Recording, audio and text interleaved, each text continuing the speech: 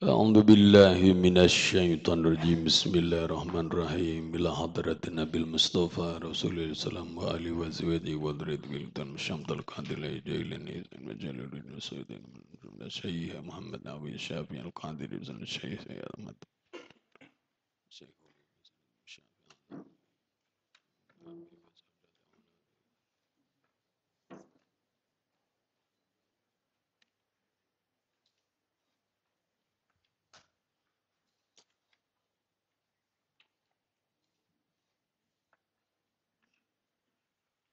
Al-Fatihah. A'udzu billahi minasyaitonir rajim. Bismillahirrahmanirrahim. Alhamdulillahi rabbil alamin arrahmanir rahim maliki yaumiddin. Iyyaka na'budu wa iyyaka nasta'in ihdinas siratal mustaqim siratal ladzina an'amta 'alaihim ghairil maghdubi 'alaihim waladdallin. Rabbighfirli wa li walidayya amin. Bismillahirrahmanirrahim. Alhamdulillahi rabbil alamin. Hamdan yuwafi ni'ma yukafi mazidah. Wassallallahu ala sayyidina Muhammad wa ala alihi wa sahbihi wa sallam. Qala rahimahullah.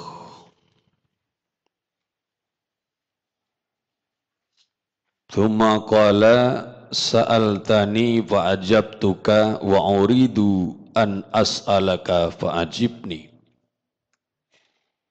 Thumma kemudian A'rabi berkata, Sa'altani, engkau telah bertanya kepadaku, fa'ajabtuka, lalu aku telah menjawabmu.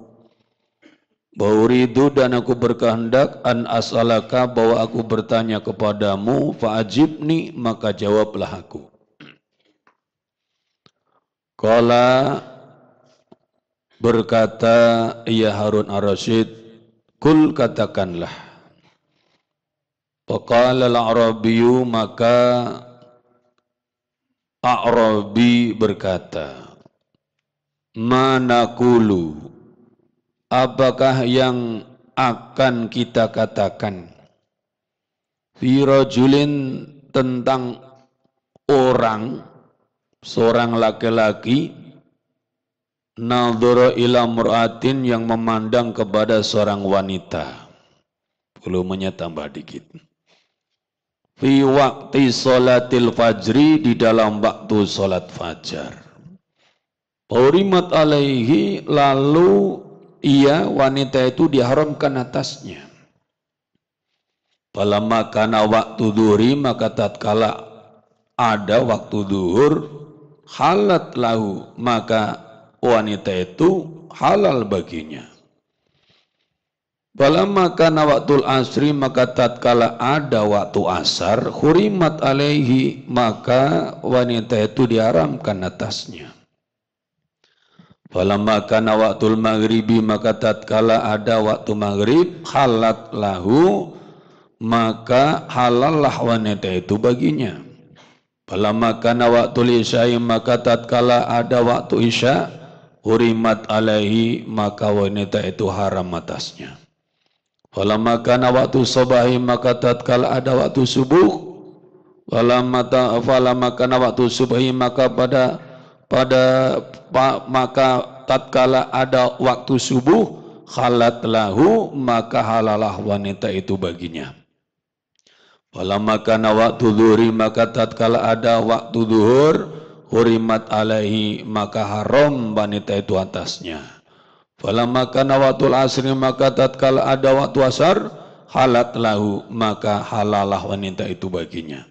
Falamma kana waktul maghribi, maka tatkala ada waktu maghrib, hurimat alaihi, maka haram wanita itu atasnya. Falamma kana waktul isya'i, maka tatkala ada waktu isya, halat lahu, maka halalah wanita itu baginya. Waqala, maka berkata ya Harun ar-Rasyid, wallahi, demi Allah, ya akhal Arabi, wahai saudara Arab, laqad auqatani, sungguh telah menjatuhkan engkau padaku, fi bahrin, di dalam lautan, la yukhlisuni, yang tidak akan menyelamatkanku minhu darinya ghairuka oleh selainmu. Para jamaah yang mulia, calon-calon ahli surga semuanya. Ini satu pertanyaan yang mengajak kita untuk berpikir dengan panjang dan luas. Ketika A'rabi ditanya oleh Khalifah Harun ar-Rasyid dan telah menjawab, gantian A'rabi bertanya kepada Khalifah, engkau telah bertanya kepadaku, aku telah menjawabnya, sekarang aku hendak bertanya kepadamu, maka jawablah. Kata Amirul Mukminin Harun ar-Rasyid, beliau mengatakan, kul, ya, katakan.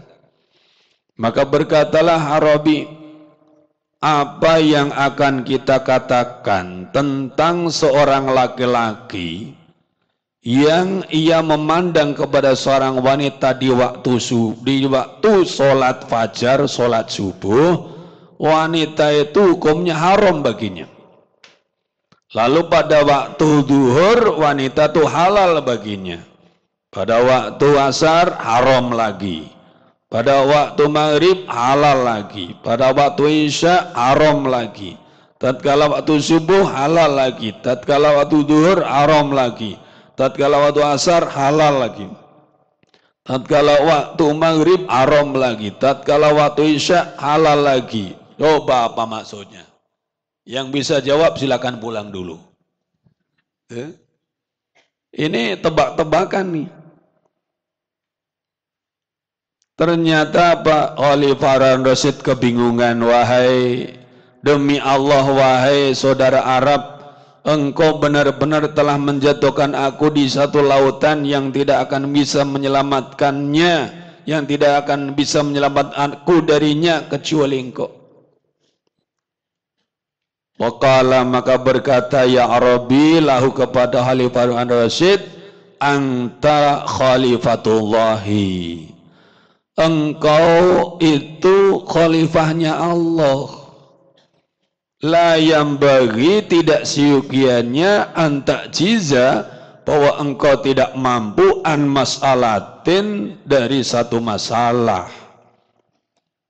Fakaifa ajazta, maka halnya bagaimana engkau tidak mampu an mas'alati, dari masalahku. Wa ana rajulun badawiyun, sedangkan aku seorang lelaki, seorang laki-laki Badui, seorang laki-laki Badui. Badui artinya orang Arab yang hidupnya di padang pasir, yang nomad dan pindah dari satu tempat-tempat lain. La qudrata-li, yang tidak ada kekuasaan, tidak ada kemampuan bagiku.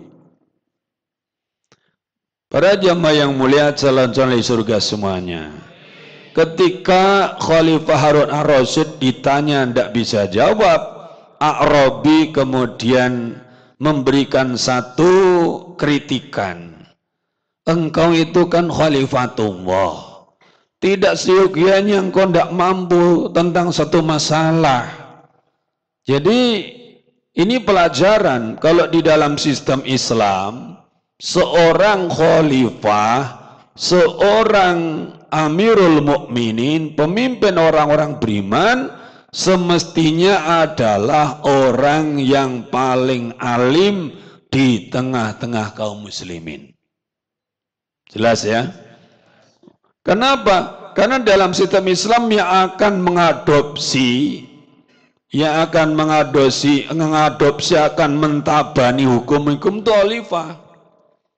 Jadi dalam sistem Islam, ketentuan hukum itu tidak harus rame-rame, ngumpul ratusan orang untuk menetapkan. Cukup seorang khalifah yang mempunyai wewenang untuk mentabani hukum, untuk menetapkan suatu hukum dari hukum-hukum syariah yang ada yang akan diberlakukan di tengah-tengah umat. Contoh apa?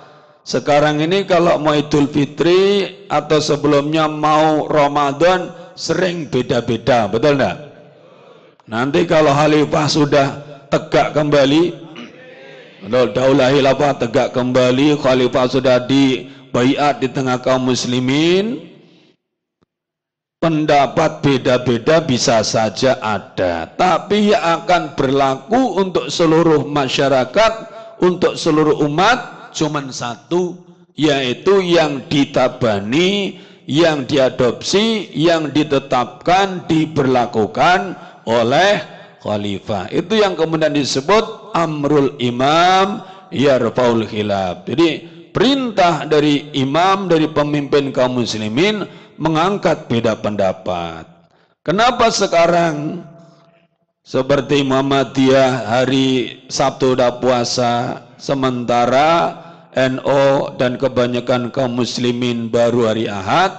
Karena apa? Muhammadiyah mutusin sendiri, NO mutusin sendiri, pemerintah mutusin sendiri, akhirnya masyarakat bingung, betul enggak?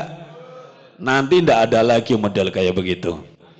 Kenapa? Yang akan ditetapkan menjadi keputusan seluruh umat Islam cuma satu. Siapa yang memutuskan? Khalifah. Nah, seperti itu. Makanya tidak akan terjadi lagi gonjang ganjing. Mau Ramadannya sih beda pendapat dikit, tidak terlalu pengaruh. Yang bikin tidak enak itu kalau Idul Fitri tidak bareng, betul enggak? Waduh, repot nih. Terutama khotibnya. Repot khotibnya. Khotibnya sebetulnya termasuk yang mengikuti pendapat misalnya Idul Fitri hari Ahad. Tapi ternyata tempat di mana dia khutbah itu menetapkan Idul Fitri hari Senin. Akhirnya apa? Hari Ahad dia sholat Id, ya. Hari Selasa khutbah. Ya repot itu. Tidak tahu mana yang diterima itu. Karena saya ngalamin yang kayak begitu. Nah ini para jamaah yang mulia, seorang khalifah harusnya dia itu adalah orang yang alim. Seperti contoh ketika Umar bin Abdul Aziz menjadi gubernur di Madinah pada usia 25 tahun, itu kalau para ulama Madinah sedang dalam halqah ilmu, para ulama begitu datang gubernur Umar bin Abdul Aziz, itu para kiai pada diam semua. Kenapa? Beliau mengatakan telah hadir di tengah-tengah kita orang yang paling alim di antara kita. Gitu.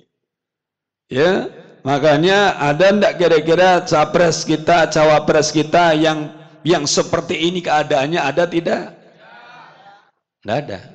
Ya kalau enggak ada berarti santai aja, jangan berkenengan. Betul enggak? Jadi pilihan-pilihan kita dalam hal capres-cawapres itu tidak satu pun yang mewakili pilihan umat Islam. Jadi sederhana aja, jangan sampai gontok-gontokan, apalagi pakai dalil-dalil Quran hadis untuk belain pilihannya. Betul?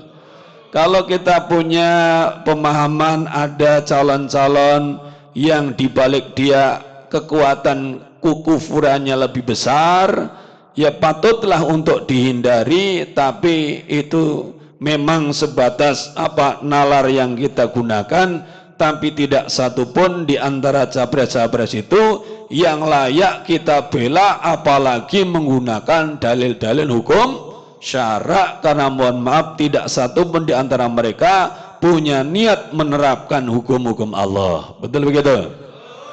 Jadi sederhana saja. Kalau kata orang-orang tua kita, ngono yo ngono ning ojo. Jadi akhirnya kita ndak ribut sama saudara sendiri. Ada di kampung itu lagi geger sekarang itu. Kemarin saya pulang di kampung, wah geger itu. Berungkenangan semuanya. Pokoknya, loh udah pakai pokoknya repot tuh. Udah pakai pokoknya itu repot, enggak pakai dalil lagi udah. Pokoknya, waduh, wis sekarang mukono. Kalau sampean gimana? Kalau saya fokus membangun kekuatan ketiga, kekuatan kaum muslimin, gitu loh. Ya. Bukan kekuatan satu, bukan kekuatan dua, tapi kita menyiapkan kekuatan ketiga. Kekuatan yang siap untuk menerima amanah kalau semua kekuatan yang ada tidak amanah lagi. Setuju tidak? Paham dah maksudnya? Ada kiai masyhur pimpinan pondok pesantren Mambul Hikmah Magelang juga begitu nanya, bagaimana ini kiai di Magelang semuanya udah pada jadi jurukam semuanya, gimana ini? Udahlah kiai, saya bilang udah banyak yang ngurusin kayak begitu, kita urusin bagian kita yang belum banyak yang ngurus. Apa itu? Menyiapkan kehidupan Islam menjelang hari-hari terjadinya apa yang dijanjikan oleh Allah melalui lisan Rasulullah sallallahu alaihi thumma takunu khilafah ala minhajin nubuwah. Kalau yang ragu, beli kitab judulnya Musnad Imam Ahmad 9 jilid, nanti ketemu hadisnya. Capek deh bacanya. Para jamaah yang mulia, akhirnya apa? Akhirnya kemudian Khalifah Harun ar-Rasyid pasrah. Beliau mengatakan apa? Beliau mengatakan, faqala, berkata, ya Khalifah, qad aduma qadruka, sungguh besar kedudukanmu fil ilmi, di dalam ilmu. Fafasir, maka jelaskanlah oleh muli untukku, hadza su'ala, akan persoalan ini. Faqala, maka berkata, ya Badwi, bisarti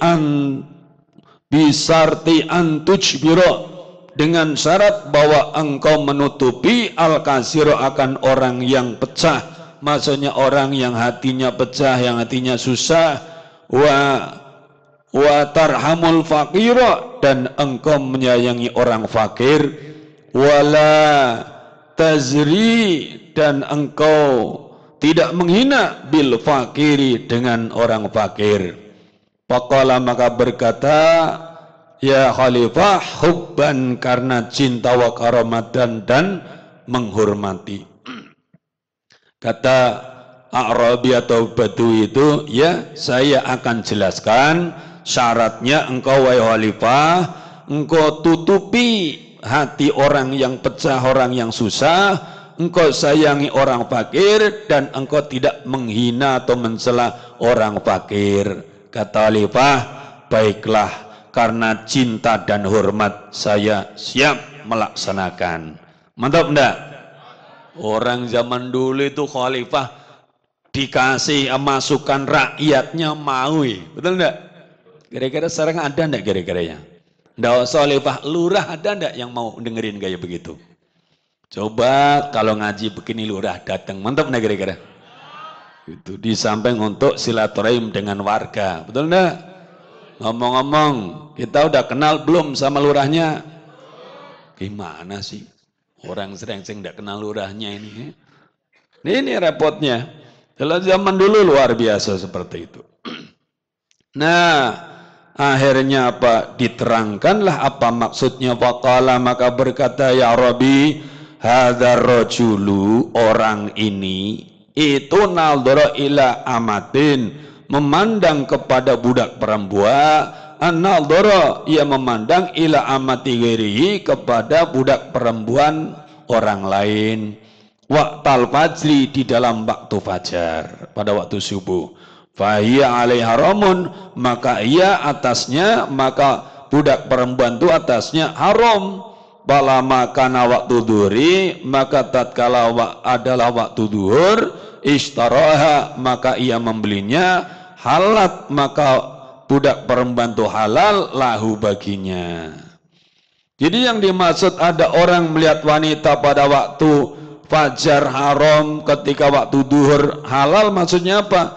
Pada waktu fajar itu ia memandang kepada budak perempuan orang lain, di waktu duhur dia beli jadi budak dia, maka hukumnya halal.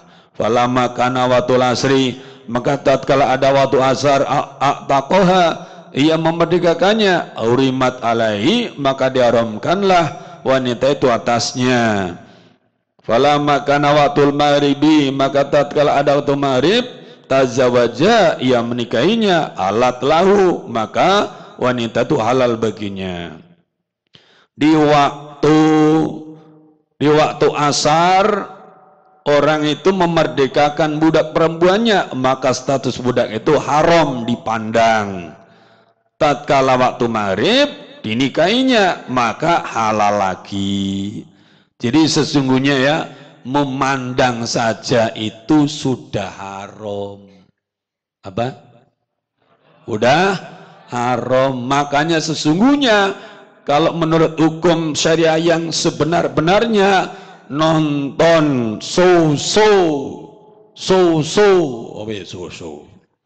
ya pertunjukan-pertunjukan dengan biduan-biduan berlenggak-lenggok di panggung-panggung itu sesungguhnya,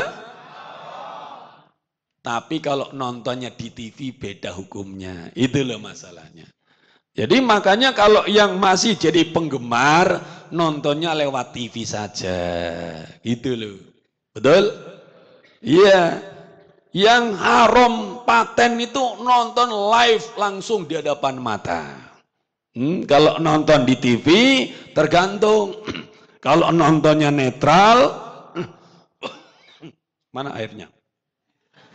Kalau nontonnya netral, halal. Kalau nontonnya sambil menghayal, itu bisa haram itu. Ya. Beda hukumnya. Katanya kalau live udah pasti haram. Ya namanya hukum kayak begitu nggak usah diprotes. Tinggal kalau kita masih nerjang, banyakin istighfar dan tobatnya. Betul enggak? Nggak usah, wah masa hukumnya kayak begitu, nggak asik banget. Kayak Islam apa, kayak Islam aja, nggak asik. Kalau bapaknya ngelareng-lareng, bapak nggak asik begitu.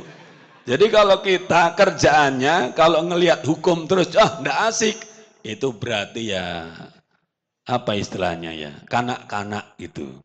Kayak Isyam, anak saya umurnya berapa tahun ya? 6 tahun apa? Itu kerjaannya gitu. Kalau bapaknya suka ngelarang-larang, minta apa anda dikasih, bapak ndak asik begitu. Nah itu kita begitu. Kalau ada hukum haram, Allah ndak asik begitu.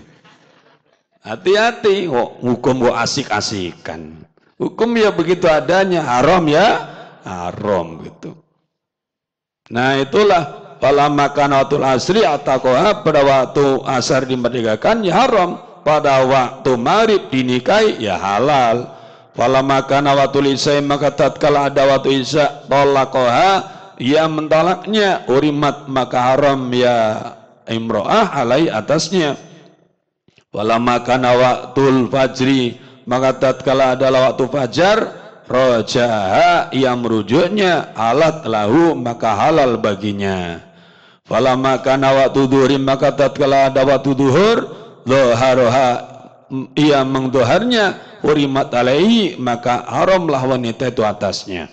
Bala makana waktu asri, maka tatkala ada waktu asar, kafarah ia kafarah andiaria dari diharnya, halat lahu maka ia halal baginya.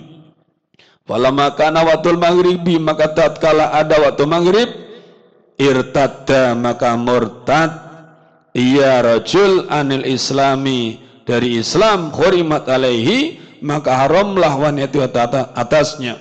Balamma kana waktu isya, maka tatkala ada waktu isya, taba maka bertobat ia rajul, waraja ilal islami dan ia kembali kepada Islam, halat lahu maka halallah wanita itu baginya.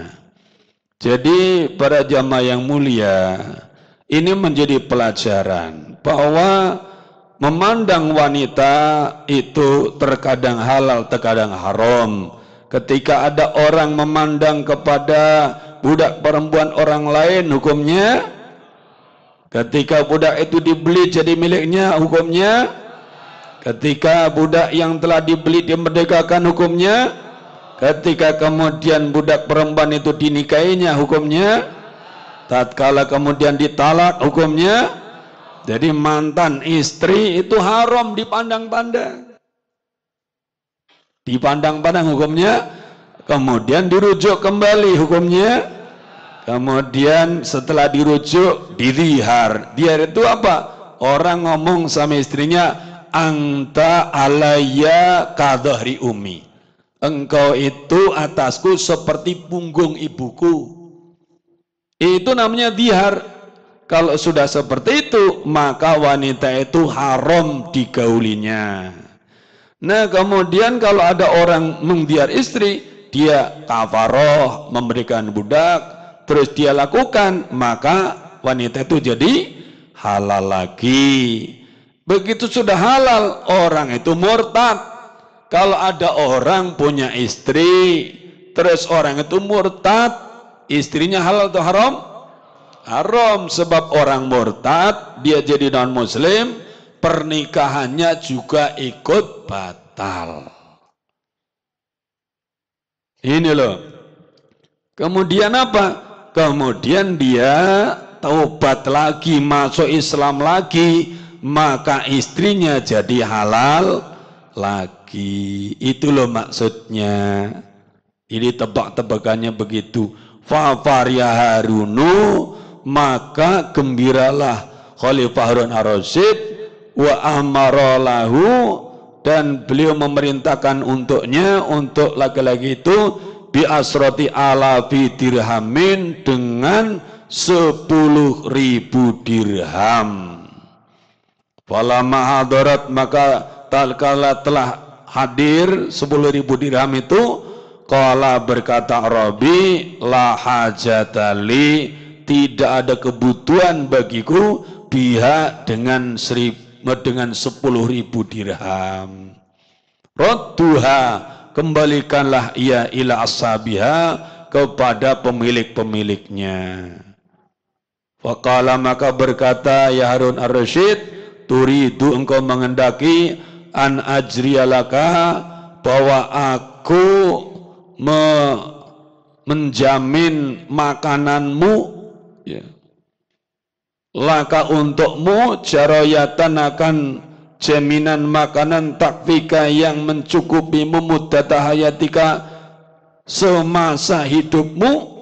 Qala, berkata ya Rabbi, alladzi ajra alaika, yang menjamin, yang memberikan atasmu, itu yajri alaya, akan memberikan padaku.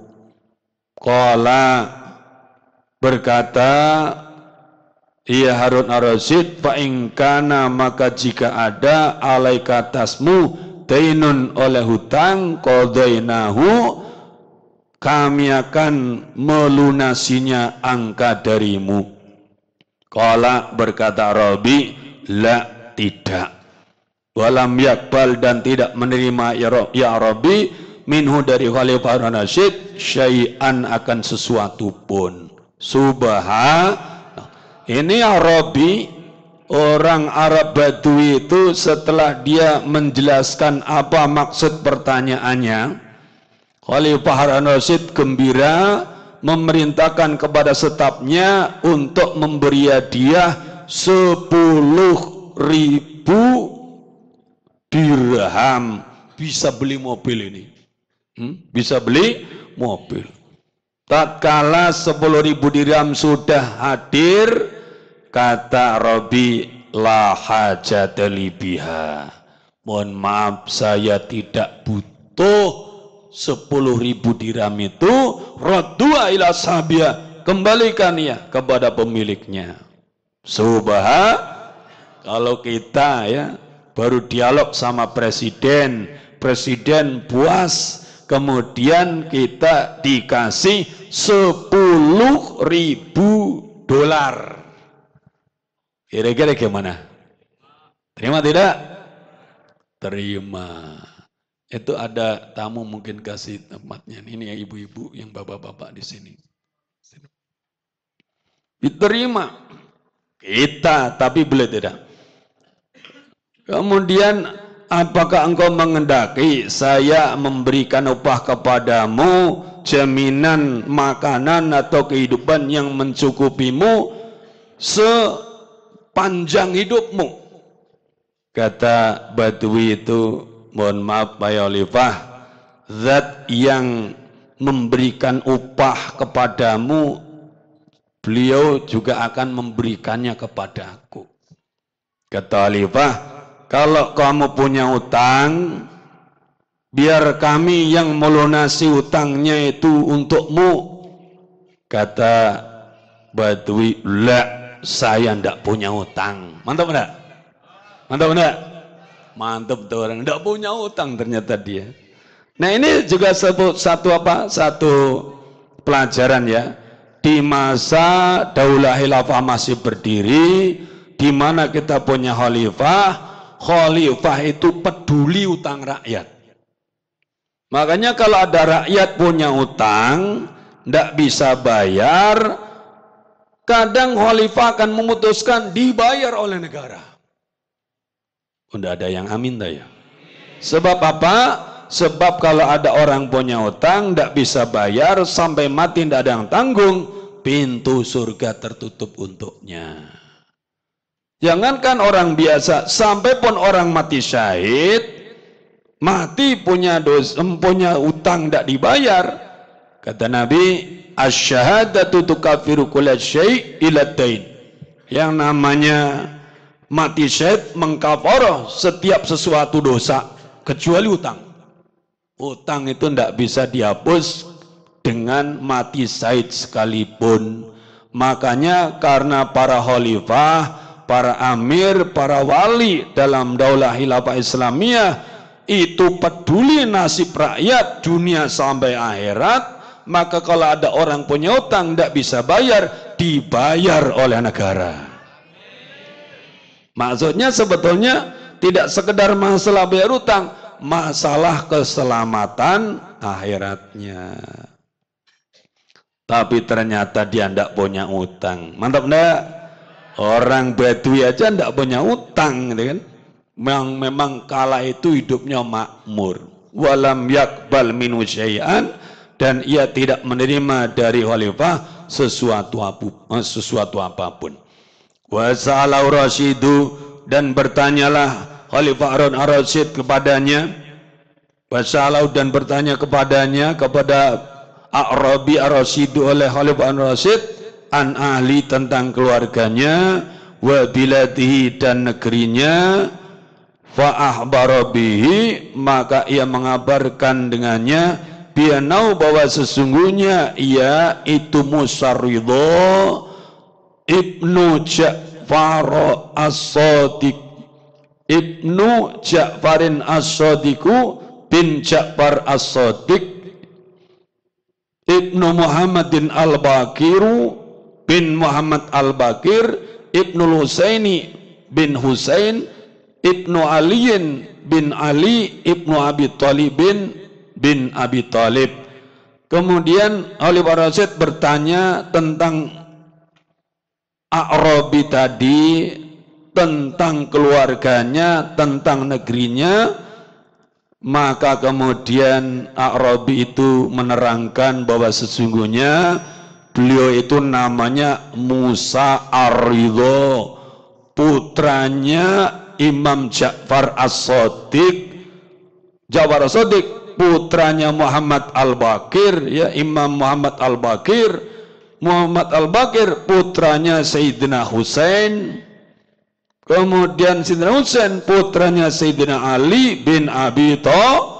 Ternyata Arabi tadi adalah zuriyah dari Nabi kita Muhammad, putrinya Sayyidah Fatimah dengan Ali bin Abi Thalib, putra daripada Imam Ja'far as-Sadiq.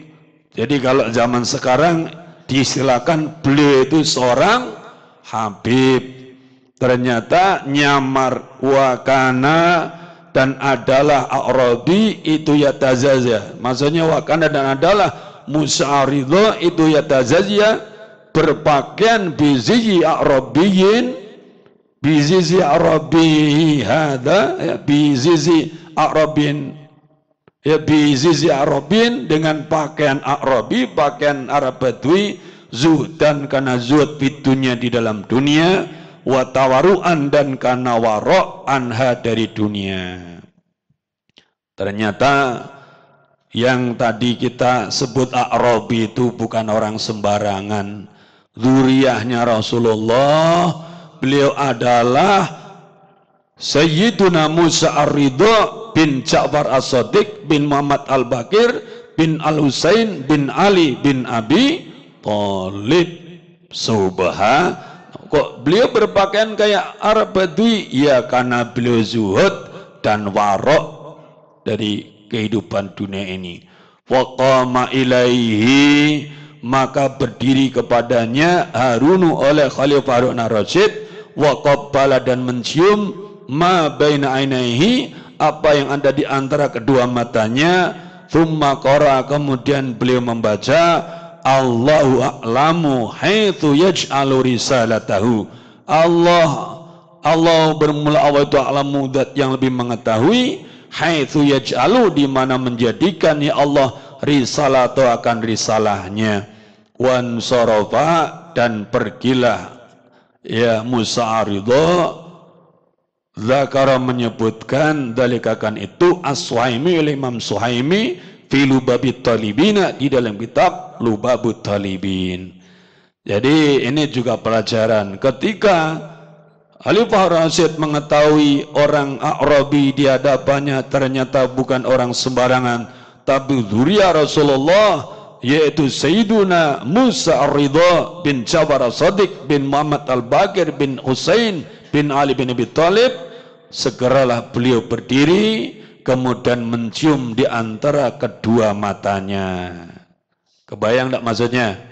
Nah itu bagi adat orang-orang Arab itu menjadi bagian dari tanda ketakdiman dan kecintaan, sebagaimana juga pernah dilakukan Rasul kepada sahabat-sahabat yang dicintainya, baik langsung maupun dalam mimpi-mimpi yang terjadi. Wa aslul imani an ta'taqida anna Allah ta'ala mawjudun wa annahu ta'ala wahidun la syarika lahu wa la mithla lahu wa la shibha lahu. Wa aslul imani, dan bermula pokoknya iman itu an ta'taqida, bahwa engkau mengetikotkan, engkau meyakini Allah Ta'ala, sungguhnya Allah Ta'ala itu maujudun, wujud, ada, wa annahu Ta'ala, dan sungguhnya Allah Ta'ala itu wahidun, satu, esa, la syarika, tidak ada sekutu itu maujud lahu bagi Allah, wala mithla, dan tidak ada permisalan itu maujud lahu bagi Allah, wala syibha, dan tidak ada keserupaan itu maujud lahu bagi Allah. Para bapak ibu dan sahabat sekalian, calon-calon ahli surga semuanya, mari sekarang kita tegaskan kembali aslul iman kita, pokok iman kita. Wa aslul imani, dan pokok iman, kata Imam Nawawi, ay wa hakikatul imani syar'iyyi. Maksudnya apa? Hakikat iman yang bersifat syar'i, wa ya tasdiqu, yaitu membenarkan bima jabihi, dengan apa yang datang dengannya an-nabi oleh Nabi sallallahu alaihi min indilai ta'ala, dari sisi Allah Ta'ala, antuk mina, bahwa engkau beriman billahi, kepada Allah, wa malaikatihi, dan malaikat-malaikat Allah, wa kutubi, dan kitab-kitab Allah, wa rusuli, dan rasul-rasul Allah, wal yaumil akhir, dan hari akhir, wal qadari, dan qadar atau takdir, khairihi wa syarihi, baiknya dan buruknya. Itu lanjutannya minallahi ta'ala. Amantu billahi, semuanya, amantu billahi wa malaikatihi wa kutubihi ya Allah wa rusulihi wa bil yaumil akhiri wal qadari khairihi wa syarrihi min Allah ta'ala. Wa bayanu dzalika, dan penjelasannya itu anta takida, bahwa engkau beriktikad anna wa ta'ala, akan sungguhnya wa ta'ala itu maujudun, wujud, ay mustamirul wujudi, maksudnya terus menerus wujudnya, la akhiralau, tidak ada akhir baginya, lianau, karena sungguhnya Allah, laulam yakun maujudan, kalau tidak ada Allah itu wujud, maka nasyai'un, maka tidak ada sesuatu minal khalqi, dari makhluk. Jadi yang dimaksud bahwa aslul iman atau pokok iman, bahwa kita beretikad sesungguhnya Allah itu mawujud, maksudnya apa? Wujudnya Allah itu terus menerus, tidak ada akhirnya.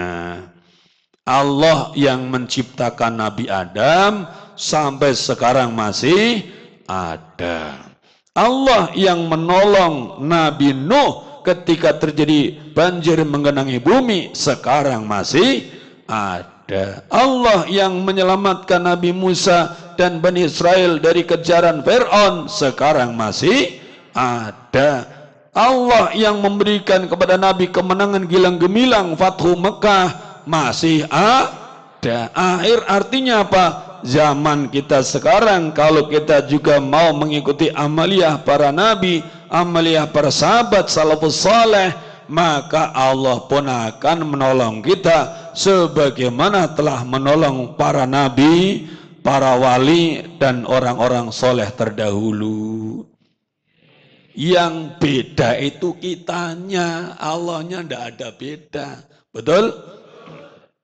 Zaman sekarang orang diajak bicara tentang penegakan syariat aja, wah mana bisa. Nah itu dia masalahnya. Kita itu baru diajak bicara aja dan mengatakan mana bisa, apalagi bicara tentang tegaknya syariah khilafah, apalagi mana mungkin, mustahil. Nah itu sebab apa? Karena banyak orang sekarang lupa ada Allah subhanahu wa ta'ala. Kenapa orang zaman sekarang bawaannya mana mungkin, mana bisa, mustahil? Karena dia Tuhannya dirinya sendiri. Kalau kata Imam Ta'ilah dalam Malikam bagian pertama, min alamatil i'timadi alal amal nuksanu roja ingda wujudi zalal.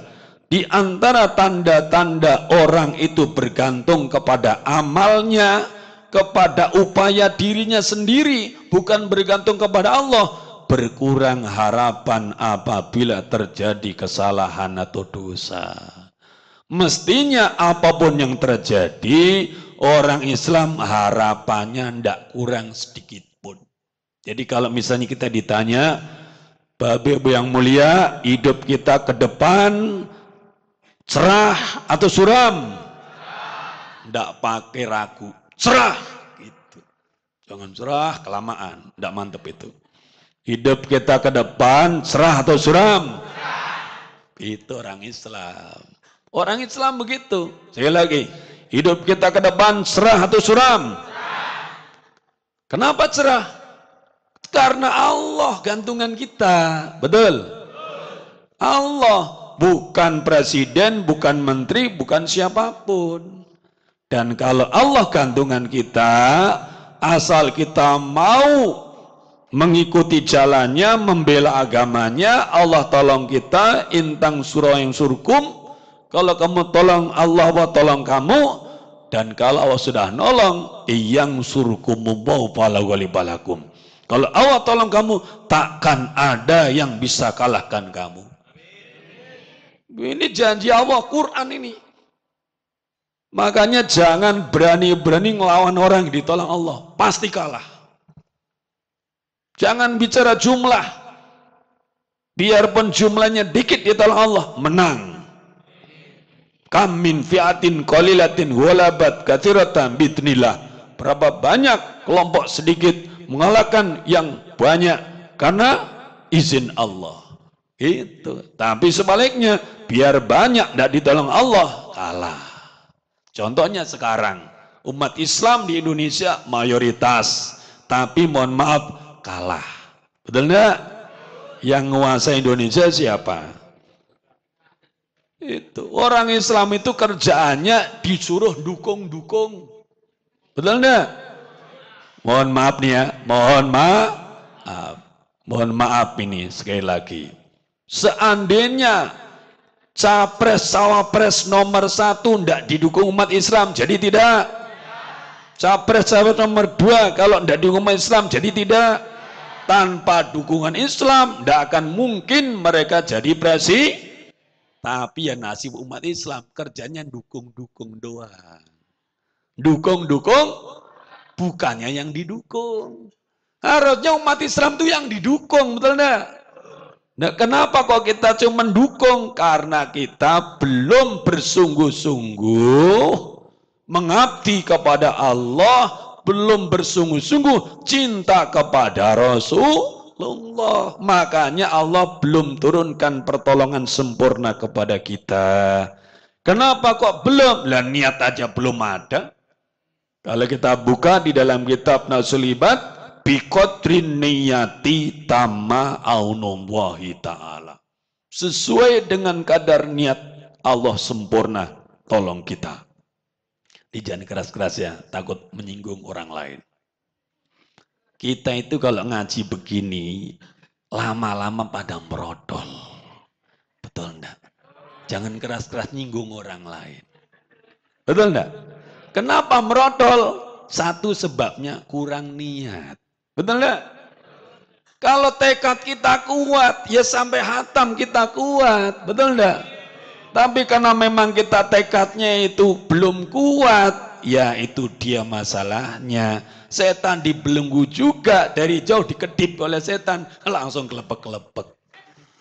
Nah, makanya sekarang tekadkan yang kuat. Ya Allah, tahun-tahun lalu engkau tahu saya merodol ya Allah. Tapi tahun ini saksikan hambamu istiqomah. Itu yakin, lihat aja nanti. Kalau ternyata kita masih juga merodol, telepon sama tangnya, tolong gotong saya, gotong. Gitu. Pakai kurung batang, bawa ke tempat ngaji lagi. Insya Allah digotong kurung batang sekali, langsung tobat. Oh, kalau kita ngaji ya, kitab macam Nasihiddiniyah, orang zaman dulu itu saking ingin dirinya itu terjaga, kalau cari rumah jauh dari masjid, dekat kuburan. Itu yakin. Kalau zaman sekarang kalau ada tanah dekat kuburan kan jatuh harganya, betul enggak? Kalau zaman dulu favorit itu. Jadi kalau bikin rumah dekat kuburan, jauh dari masjid, biar apa? Ke masjidnya jalannya lama, pahalanya makin banyak. Dekat kuburan, kalau lagi malas ibadah, nengok keluar, langsung tobat lagi. Benar ini, saya bawain kitabnya kalau enggak percaya. Bahkan ada yang lebih ekstrim lagi, ada orang zaman dulu bikin liang lahat di kamarnya. Jadi di kamarnya dia bikin liang lahat. Begitu malas ibadah, langsung lihat liang lahatnya. Oh, nanti saya di situ, dia semangat lagi gitu. Ya makanya ikhwan akhwat, muda-mudi yang masih suka pacaran, bikin liang lahat. Biar tobat gitu. Ya gitu.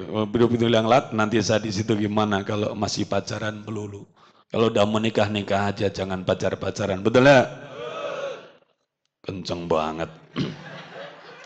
Jadi para jamaah yang mulia, Allah itu maujudun, maksudnya mustamil wujud. Dalam Quran Allah Ta'ala berfirman, afillahi syakkun. Afillahi, apakah di dalam Allah syakkun terdapat keraguan? Fatirus samawati, yaitu pencipta langit, wal ardi, dan bumi, yad'ukum, yang menyeru pada kamu sekalian. Walihada, dan karena ini ba'atsal anbiya'a, Allah mengutus para nabi kulaum keseluruhan mereka, bid'watil halqi, dengan mendakwai makhluk, menyeru kepada makhluk, ila tauhid, kepada tauhid, liyaqulu, supaya mereka mengucapkan la ilaha illallahu, la ilaha, tidak ada Tuhan yang wajib disembah itu mawjud, illallah, kecuali Allah. Wa ma umiru, dan mereka tidak diperintahkan, ayakulu, oleh bahwa mereka mengucapkan lana ilahun, bagi kami Tuhan, walil alami ilahun, dan bagi alam Tuhan. Fa inna dalika, karena sungguhnya itu, karena majbulan adalah tabiat, fi fitrati uqulihim, di dalam fitrah akal-akal mereka, min mubtada'i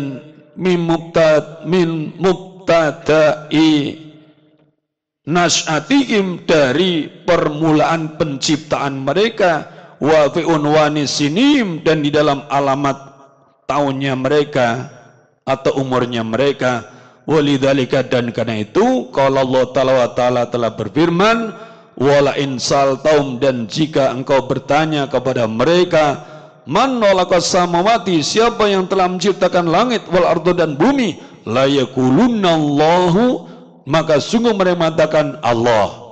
Wala insal taum, dan sungguh jika engkau bertanya kepada mereka, man nolaqahum, siapa yang telah menciptakan mereka, la yakulunallahu, maka sungguh mereka mengatakan Allah. Jadi artinya apa? Kalau masalah bahwa orang itu bertuhan, itu semua orang berakal, fitrahnya bertuhan.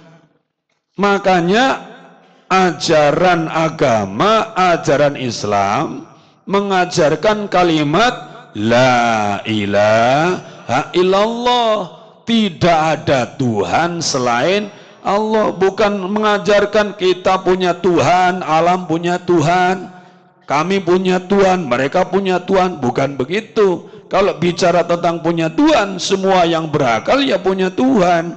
Makanya dalam Quran Allah telah menyatakan, kalau kamu tanya kepada mereka, ya, kalau kamu tanya kepada mereka, maka mereka akan jawab.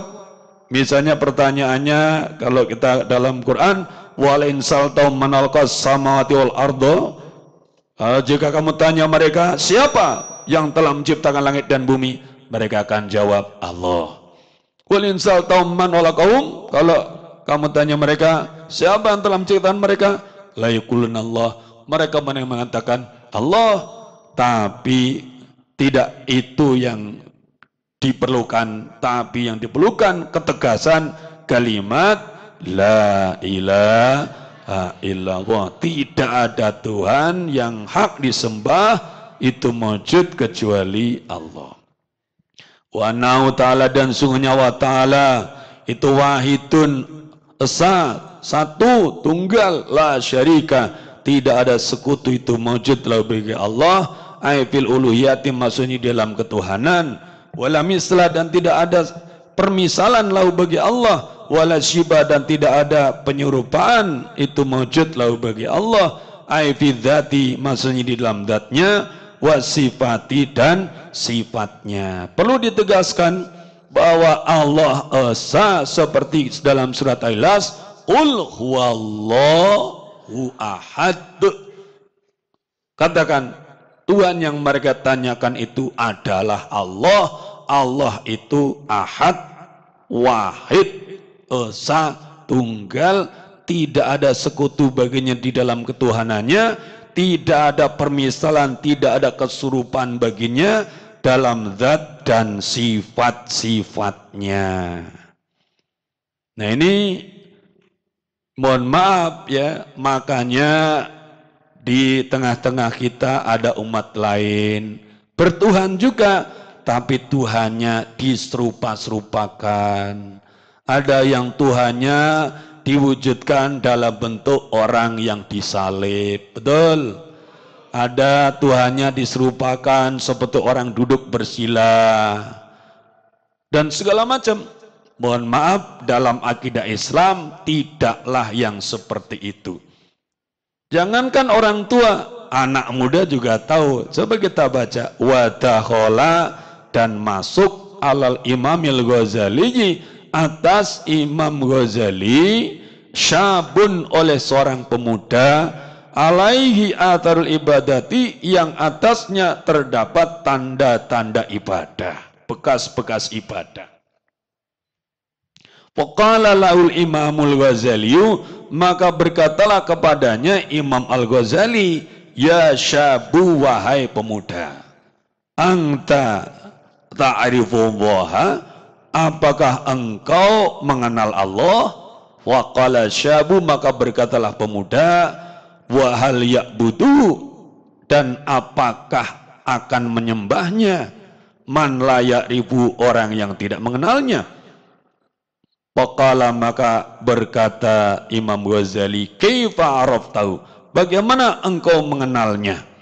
Faqala syabu, maka pemuda berkata, wahiduhu, aku mengesakannya, wala ahudduhu, dan aku tidak membatasinya, wa abudu, dan aku menyembahnya, wala ukayyifu, dan aku tidak membagaimanakannya, wa kullu ma, dan setiap apa saja, khotoro yang terlintas fil wahmi, di dalam angan-angan, aw jalahul famu, atau pemahaman menjelaskannya, fallahu, maka bermula Allah itu bihila bidzalika, dengan berbeda itu.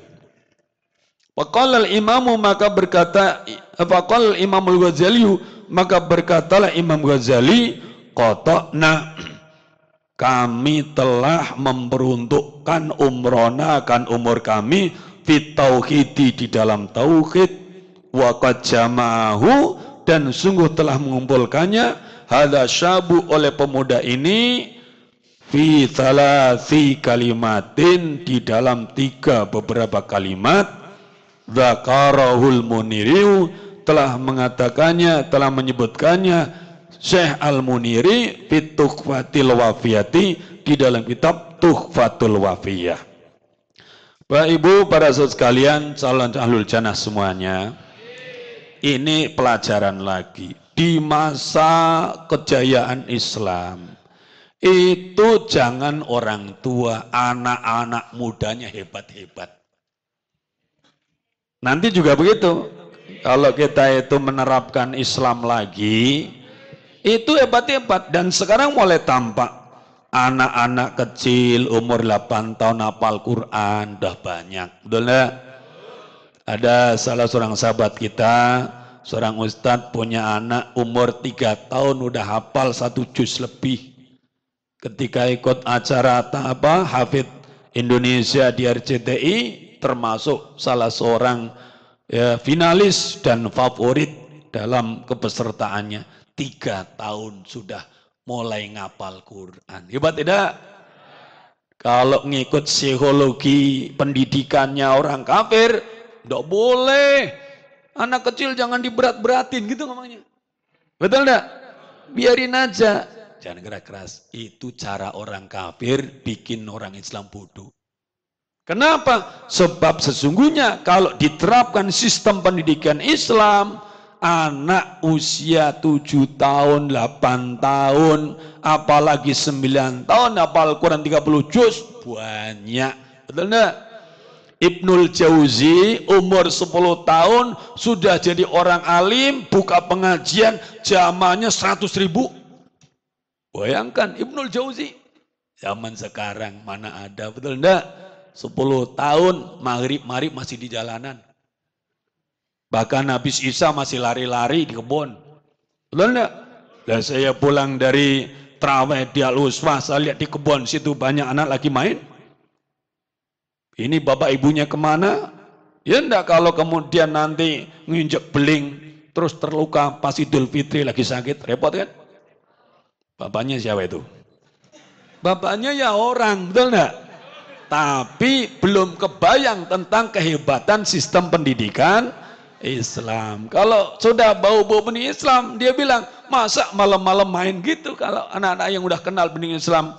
Kenapa? Malam itu waktunya sudah lain lagi. Siang sukut dunia. Kalau siang itu pasar dunia, kalau malam sukul akhirah pasar akhirat. Tapi dasar kapitalisme sekarang kita diajarin lain. Tuh toko-toko sekarang 24 jam bukannya? Betul enggak? Itu gara-gara pelajaran dari Amerika. Buka toko 24 jam. Itu yang malam-malam yang beli genderuwo. Ya kan sundal bolong gitu. Loh orang kan tidur kalau orang, betul enggak? Dan saya dengar dari sebagian yang pernah datang kemari ngaji, tidak sedikit di antara yang jadi korban perampokan. Lah malam-malam kan yang berhasil rampok. Kalau ibu-ibu kan tidur, betul enggak? Kecuali ibu-ibu stres. Para jamaah yang mulia, ini ada pelajaran ya. Ada seorang anak muda masuk ke kediaman atau ke tempat pengajiannya Imam Ghazali. Terlihat pemuda ini alaihi asar ibadah. Di wajahnya, di dalam dirinya itu ada tanda-tanda ahli ibadah. Kayak ini nih tanda-tanda ahli ibadah semuanya nih. Nah, kemudian apa? Imam Ghazali tanya, "Ya syab, anta ta'rifullah?" Wahai anak muda, engkau kenal Allah? Kata anak muda, luar biasa jawabannya, "Wa hal ya'budu man la ya'rifu?" Apakah akan menyembah Allah orang yang tidak mengenalnya? Jadi kadang-kadang pertanyaan itu bisa dijawab pakai pertanyaan juga. Coba saya tanya, "Hei anak muda, apakah engkau kenal Allah?" Baru dengar aja udah lupa. Apakah akan menyembah Allah orang yang tidak mengenalnya? Gitu jawabannya. Baik anak muda, kenal Allah. Itulah. Jadi pertanyaan jawab pakai pertanyaan. Apa kamu kenal Allah? Apa ada orang tidak kenal Allah mau nyembah Allah? Ya tidak ada, betul tidak? Makanya Ramadan begini saya lihat, ya Allah, berikan hidayah saudara-saudara kami itu. Lo orang lain di masjid musola lagi traweh main catur. Suka, gitu. Gimana ini orang, ya kan? Waduh, ya Allah, ya Allah. Itu ndak bisa tidur tuh orang, betul ndak? Beda dengan orang pengajian bawahnya mau tidur aja, saking nyamannya. Itu mereka ndak bisa tidur, makanya main catur, apa, ya Allah. Padahal apa beratnya gitu. Nah ini, ada tanda-tanda ibadah. Ditanya, kau kenal Allah? Apa ada orang ndak kenal Allah mau menyembahnya? Terus ditanya lagi, kaifa araftahu? Bagaimana kamu mengenal Allah? Nah ini penting jawabannya. Kata anak muda itu, Bismillahirrahmanirrahim. Uwahiduhu. Uwahiduhu. Uwahiduhu. Udah benar ya? Uwahiduhu. Wala ahudduhu. Wa abuduhu. Wala ukayifuhu. Wa kullu mahatara bil wahmi au jalahul fahmu wallahu bila bidzalik. Itu makanya tempat ngaji kita ini dinamakan Darul Muwahhid, rumahnya, tempatnya orang yang bertauhid, orang yang mengesahkan Allah. Makanya kalau ditanya, apa kamu kenal Allah? Oh, memang ada orang tidak kenal Allah, menyembah Allah. Lalu bagaimana kamu mengenal Allah? Wahiduhu wala ahudu. Saya mengesahkan Allah dan saya tidak membatasi Allah. Esa tapi tidak dibatas-batas. Allah tidak terbatas. Contoh terbatas apa? Misalnya nganggap Allah itu di atas, di bawah, di kanan, di kiri. Itu namanya membatasi Allah. Dimanapun ada Allah subhanahu wa. Kalaupun kita menyebut Allah itu kayak kian santang, Allah gitu ke atas, itu sangkin takziman, mengagungkan. Bukan berarti Allah di atas, di bawah, tidak ada, bukan. Wahiduhu walahuduhu. Kita mengesahkan Allah, tapi tidak membatas-batasi Allah. Sebagaimana orang kalau meludah suruh ke kiri. Itu kenapa? Ya karena takziman kepada arah kanan itu arah yang dimuliakan. Kita menyebut Allah terus bayangannya ke atas, bukan Allahnya itu cuma di atas, tapi sikap takzim. Tapi kalau sesungguhnya Allah tidak bisa dibatas-batasi. Aku menyembah Allah dan aku tidak membagaimanakannya. Artinya apa? Jangan sampai kita nyembah Allah terus bayang-bayangin Allah ini begini, itu begitu. Allah itu berdiri, Allah itu duduk, Allah itu wujudnya begini, dan sebagainya. Kalau kita membaca ayat, bahwa ya duwai fawqadihim, tangan Allah di atas tangan mereka, terus kita membayangkan bagaimana tangan Allah. Kita tidak model begitu. Kita menyembah Allah, tapi kita tidak akan bagaimanakan Allah. Kemudian yang ketiga, apa saja yang terlintas di dalam hati, baik itu angan-angan ataupun pemahaman menjelaskan, langsung dijawab, Allah berbeda dengan itu semuanya. Kata Imam Ghazali, qata'na umrana fit tauhid wa qad jama'u hadha syabu fi thalathi kalimat. Kami ini, saya Imam Ghazali, ngabisin umur untuk mengkaji, memahami tauhid bertahun-tahun sampai kepalanya botak. Gambarnya kan gitu, Imam Ghazali kepalanya botak. Betul enggak? Tapi anak muda ini meringkas tauhid dalam 3 kalimat.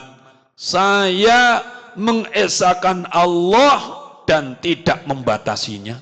Saya menyembah Allah dan saya tidak membagaimanakannya. Yang saya meyakinkan apapun yang terlintas dalam hayalan, apapun yang tampak dalam pemahaman, maka Allah berbeda dengan itu semuanya. Wallahu a'lam. Al-Fatihah. A'udzu billahi minasyaitonir rajim. Bismillahirrahmanirrahim. Alhamdulillahirabbil alamin arrahmanir rahim maliki yaumiddin. Iyyaka na'budu wa iyyaka nasta'in. Ihdinas siratal mustaqim. Siratal ladzina an'amta 'alaihim ghairil maghdubi 'alaihim waladdallin. Amin. Sekali lagi kita membaca Fatihah. Mendoakan orang tua kita, Bapak Haji Saadi, yang saya diberi kabar ke dalam keadaan kurang sehat. Allah Subhanahu wa taala segera kembalikan kesehatannya dan segala kekuatannya untuk kembali ibadah dan mengkaji bersama kita semuanya, karena beliau di antara satu-satunya orang tua kita di sini. Semoga Allah Subhanahu wa taala segera kembalikan kesehatannya, kekuatannya, dan juga keteladanan ibadahnya untuk kita semuanya. Allahumma shfi maradu syu'an ajilan berahmati. Al-Fatihah. A'udzu billahi minasyaitonir rajim. Bismillahirrahmanirrahim. Alhamdulillahirabbil alamin arrahmanir rahim maliki yaumiddin. Iyyaka na'budu wa iyyaka nasta'in. Ihdinas siratal mustaqim. Siratal ladzina an'amta 'alaihim ghairil maghdubi 'alaihim waladdallin. Amin. A'udzu billahi minasyaitonir rajim. Bismillahirrahmanirrahim. Alhamdulillah hamdan yu'affi ma yukafi mazidah. Ya Rabbana lakal hamdu kama ilmujika azim sultanik. Allahumma salli ala sayyidina Muhammadin tibbil qulubi wa dawaiha wa afiyatil abdani wa shifaiha wa nurul sadwadi wa ali wa salim. Allah shfi marad shifaa ajna najwa rahmatika marhamin. Allahumma shfi marad shifaa najilan barahmatir rahmin. Allahumma shfi marad shifaa najilan barahmatir rahmin. Rabbana atina fid dunya hasanah wa fil akhirati qina adzabannar. Subhana rabbika rabbil izzati amma yasifun wa salamun alhamdulillahi rabbil alamin. Allahumma salli ala sayyidina Muhammad